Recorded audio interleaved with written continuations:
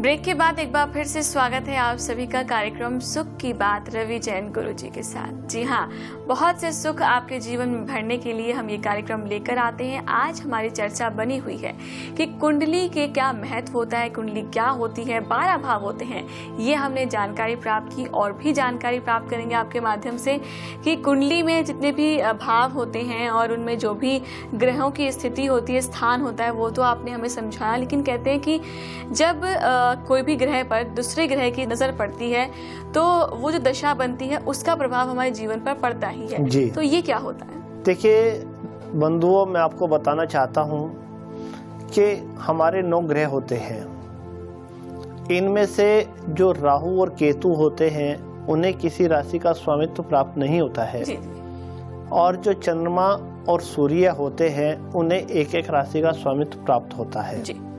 जैसे हम बात करें चंद्रमा की तो वो कर्क राशि का स्वामी होता है और हम बात करें सूर्य की तो वो सिंह राशि का स्वामी होता है जी। साथ ही साथ अब बात करते हैं मंगल की, तो मंगल मेष राशि और वृश्चिक राशि का स्वामी होता है। उसके बाद हम बुध की बात करते हैं तो मिथुन और कन्या राशि का स्वामी जो है वो बुध होता है। उसके बाद आती है बारी गुरु ग्रह की, जो कि कुंडली में सबसे शुभ ग्रह होता है। देखिए आप ध्यान करिए, मैं बार बार कहता हूँ कि गुरु जो है सबसे शुभ ग्रह होता है। और वास्तव में जब गुरु की कृपा होती है जिस व्यक्ति के ऊपर, जिस कुंडली में गुरु की कृपा होती है, वह वास्तव में बहुत मालामाल हो जाता है। और गोचर में भी इसका बहुत बड़ा प्रभाव होता है जी जी।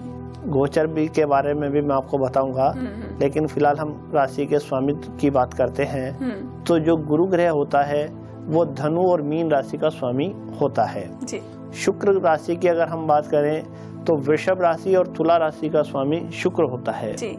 इसी तरह शनि की हम बात करें तो मकर और कुंभ राशि का स्वामी शनि को मिला हुआ है।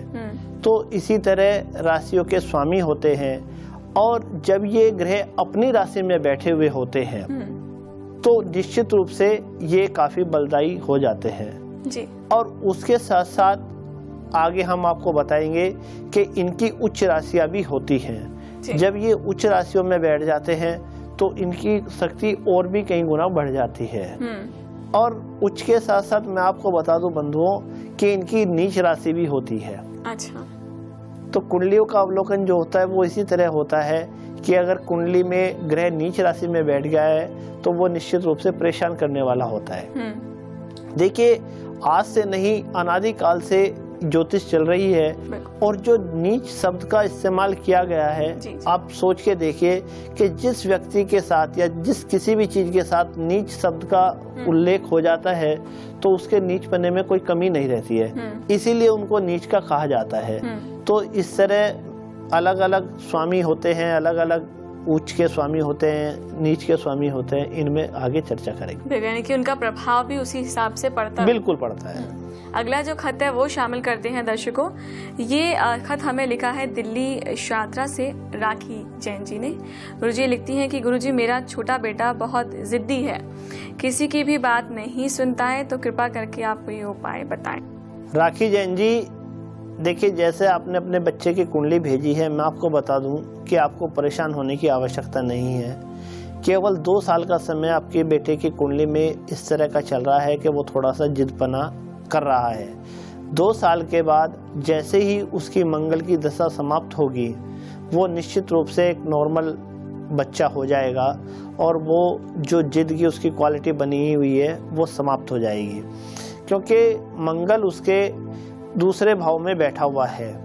और जब मंगल दूसरे भाव में बैठ जाता है तो वो थोड़ा सा जिदपना देता है, क्योंकि गले का प्रतिनिधित्व जो करता है वो द्वितीय भाव करता है, दूसरा भाव करता है। और जब मंगल उसमें बैठ जाता है तो वो उसको थोड़ा सा पीड़ित करता है। तो इस समय मंगल की महादशा चल रही है जो 7 साल की होती है। तो जैसे ही मंगल की दशा समाप्त होगी आप देखेंगे कि आपका बच्चा नॉर्मल हो गया। अब 2 साल निकालने के लिए हमें करना क्या है? देखिए, एक तो आप अपने बच्चे से कहें कि वो वास्तु पूज्य जी का 40 पढ़े, क्योंकि 12 साल का आपका बेटा है, वो आराम से पढ़ सकता है। साथ ही साथ आप एक काम करें, मंगलवार के दिन लाल वस्तुओं का दान अपने बेटे के हाथ से करा दें। लाल वस्तुओं में लाल दाल हो सकती है या लाल कपड़ा हो सकता है, कोई भी एक चीज़ आप प्रत्येक मंगलवार को उससे दान करा दें। बस ये 2 उपाय आप अपने बेटे से कराते रहें और उसके बाद जब मंगल की महादशा समाप्त होगी तो आप देखेंगे कि आपका बेटा बिल्कुल नॉर्मल हो गया है। बिल्कुल, और हम भी यही कामना करते हैं कि आपके बेटे की जो ये समस्या है, आप जो लगता है आपको कि बहुत जिद्दी है, तो ये समस्या जल्द ही दूर हो। गुरुजी ने इसके उपाय तो आपको बता ही दिए, ये करेंगे तो आपको लाभ ज़रूर मिलेगा। आपके भी कोई सवाल है या कोई भी परेशानी है, उसको आप हमसे शेयर करना चाहते हैं, अपना फीडबैक हमें देना चाहते हैं, तो आपके लिए लगातार टीवी स्क्रीन पर नंबर फ्लैश हो रहे हैं, लेकिन आप जब भी हमें फीडबैक दें तो खत के माध्यम से दे सकते हैं। आपकी कोई भी समस्या है तो आप खतों के माध्यम से हमें भेज सकते हैं।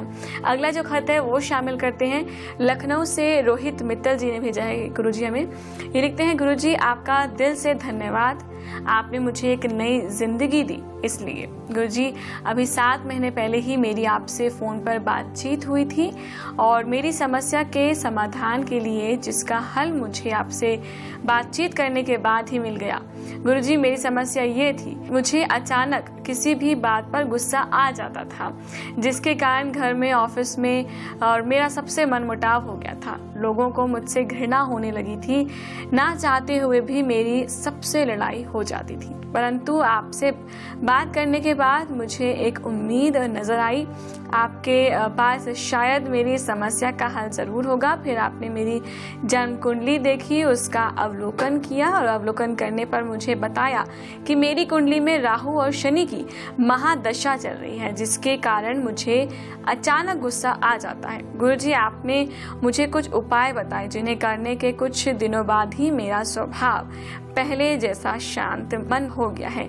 ये सब आपकी कृपा से हुआ है। धन्यवाद गुरुजी।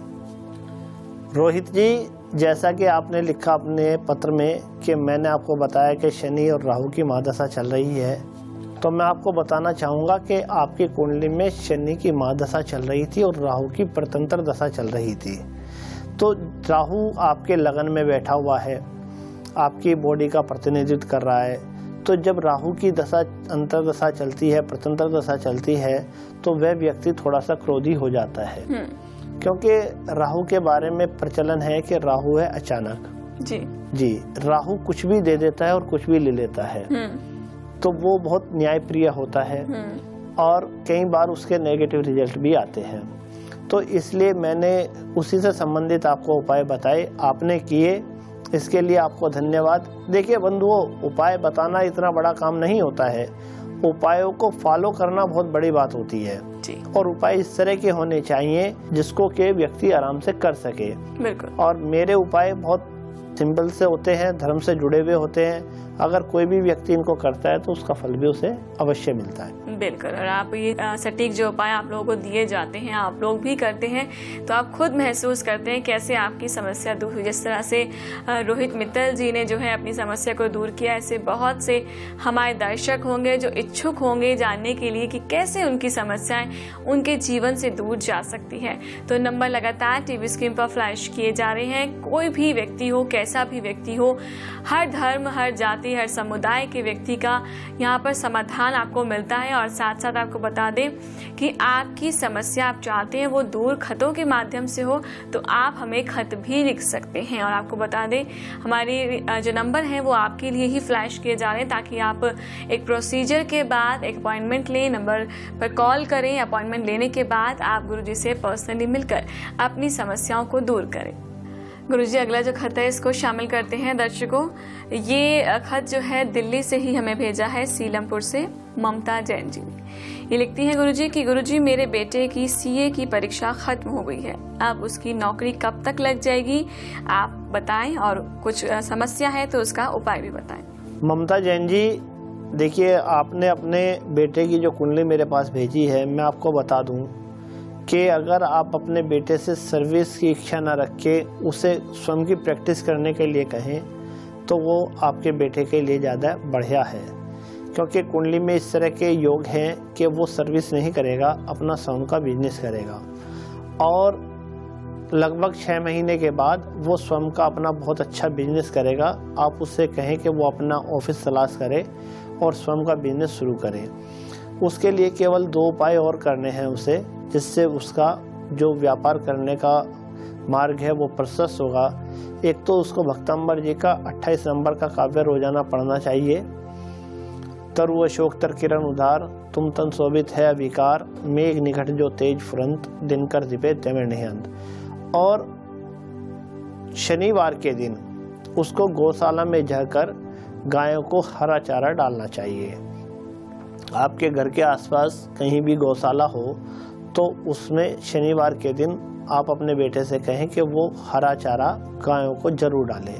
महीने में एक बार तो अवश्य ही उसे ये काम करना है। जैसे ही वो ये काम करेगा तो आप देखेंगे कि वो अपना एक ऑफिस भी ले लेगा और ऑफिस में अपनी प्रैक्टिस शुरू कर देगा और उसके बाद वो बहुत अच्छा राइज करेगा अपने प्रैक्टिस में। सर्विस का मन आप छोड़ दें, सर्विस आप उससे ना कराएं क्योंकि सर्विस में उसका स्कोप इतना अच्छा नहीं है। देखिए बंधुओं, मैं एक और बात बताना चाहता हूँ। कुंडली में होता क्या है कि कई बार आदमी कुंडली के अनुरूप काम करता है और कई बार कुंडली के अनुरूप काम नहीं करता है जी। तो जब कुंडली के अनुरूप काम करता है तो उसके पॉजिटिव फल नजर आते हैं और कुंडली के अनुरूप काम नहीं करता है तो उसके अनुरूप फल नहीं आते।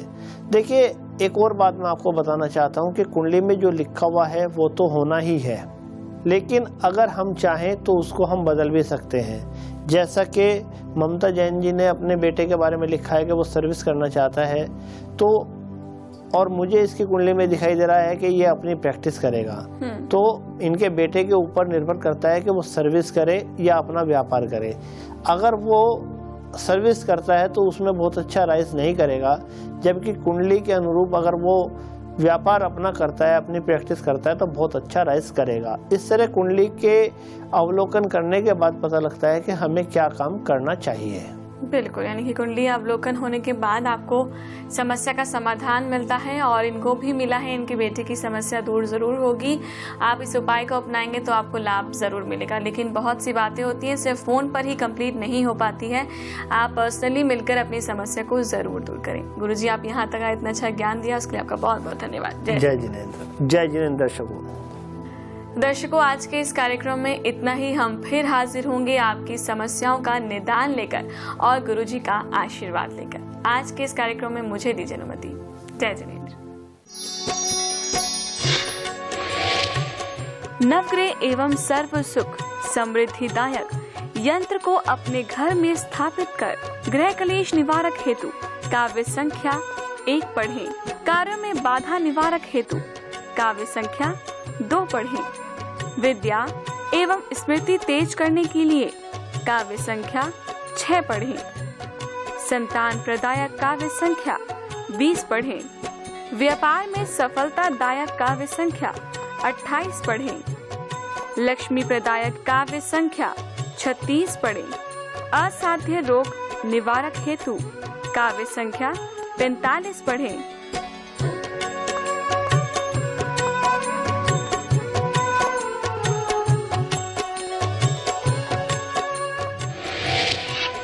कुंडली के अनुसार उच्च क्वालिटी के रत्न जैसे माणिक, मूनस्टोन, मूंगा, पन्ना, पुखराज, नीलम, डायमंड, गोमेद, लहसुनिया, सच्चा मोती आदि लेने के लिए संपर्क करें। रवि जैन गुरुजी, 1/2354 गली नंबर 4 निकट जैन मंदिर, रामनगर, मंडोली रोड, शाहदरा, दिल्ली 32। संपर्क सूत्र नंबर 01122124069 09953517322 08534031337। हमारी ईमेल आईडी है